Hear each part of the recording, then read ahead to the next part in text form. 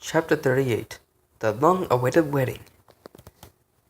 I sat uncomfortably as all the ponies in the pew stared up at me. I gulped and tugged on my tie.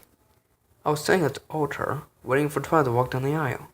Frederick behind me, my best man, or stallion, whatever. The wedding was being held in the royal ballroom, just like Frederick's and Luna's. But this time, it was Twilight and I that was getting married. As I stood at the altar, I began to feel an uncomfortable sensation in my groin. They still hurt from that jackass video we made.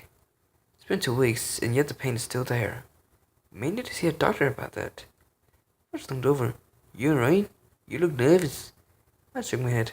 No, it's my jewels. They still hurt from our stunts. He chuckled and pat my back. It's a good thing you already got Twilight pregnant. I nodded. I know, right? I looked toward Twilight's maiden stood.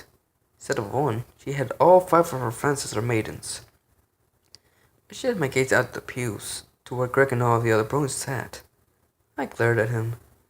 I had a talk with him before this began. If he does what he did at first wedding, he will pay. As I stood there, the music began to play, signaling the beginning of the wedding. At the other end of the aisle, the double doors opened, and out walked Twilight, escorted by her father. My mouth dropped at the sight of her. She was wearing a wedding dress that made her look magnificent, beautiful, stunning. She made my heart flutter, my stomach full with flush of butterflies, my head spin, Let's get back to the wedding. As she walked down the aisle towards me, our eyes met. We both smiled at the same time. She left her father's side and walked up to stand in front of me. Celestia and I began to read from an old-looking book. Twilight Sparkle and Kira Khan, have you come here freely and without reservation to give yourselves to each other in marriage? Will you honor each other's stallion and wife for the rest of your lives? We both nodded and said at the same time, yes. Celestia looked back down at her book. Since it's your intention to enter a marriage, join your royal hosts and declare your consent before me. Me and Twilight grabbed each other's hoofs. Celestia smiled and looked at me. Kira Khan, do you take Twilight Sparkle for your lawful wife? Do you have to hold from this day forward, for better, for worse, for richer, for poorer, in sickness and in health, until death do you part? I smiled and looked at Twilight. I do. Celestia then looked at Twilight. Twilight Sparkle, do you take Kira Khan for your lawful husband? Do you have to hold from this day forward, for better, for worse, for richer, for poorer, in sickness and in health, to death do you part? Twilight looked at me and smiled. I do. Celestia nodded. I now pronounce you as husband and wife. If anybody has any reason why those two may not be married, speak now or forever hold your peace. I looked down the pews and glared at Greg. He waved his hood in front of him and mouthed the words. I now looked back at Twilight. Celestia looked at both of us and smiled warmly. We may now exchange bracelets. Twilight raised her left foot for me. I turned and Frederick handed hoofed me the golden wedding bracelet. I turned back to Twilight and clapped the bracelet on her hoof. She smiled and lifted her bracelet towards me. I held my left foot and let her clap it on. Celestia closed up and grinned. You may now kiss the bride. I put a hood to Twilight's face, resting it on her cheek and leaned in. Our lips connected, making my heart pound against my ribcage. Everyone in the room began to clap as we deeply kissed each other. Peter galloped in the garden, surprised and angry that they had missed ceremony and most of the reception. He cursed himself for taking the time to take a nap. He quickly looked around until he saw Lance and Twilight, sitting together by a table full of food. He galloped up and grabbed Lance. Come on, dude, we have to get ready for the performance. Lance and I began to follow him. Alright, let's get this over with.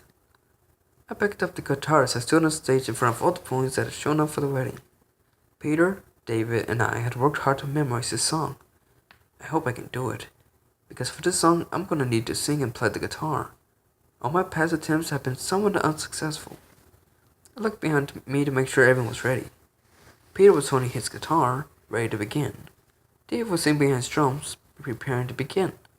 David began hitting his sticks together, and their stick began to play.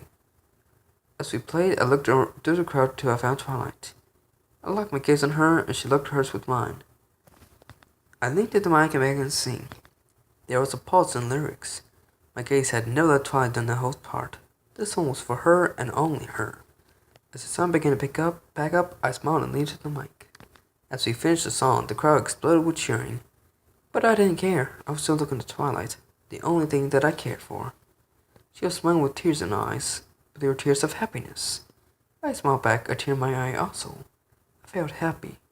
Truly happy. I put the guitar off and dropped it to the ground. I jumped off the stage and ran through the crowd towards Twilight. When I finally pushed my way through them, I ran up to Twilight and wrapped my arms around her in a tight hug. She returned the hug. We pulled back and looked in each other's eyes. We then moved towards each other and began to kiss passionately and deeply. Greg walked towards the stage, a smile on his face. As he neared it, he saw that Peter was just stepping off the stage. Perfect, just the guy he wanted to see. He walked over and stopped him. Yo, I need your help. Peter stumbled at him strangely. And what do you need help with? Greg remarked. A new spell. Peter sighed. What does it do? Will it hurt? Greg shook his head. Nah, it doesn't hurt. All it does is give you a mustache.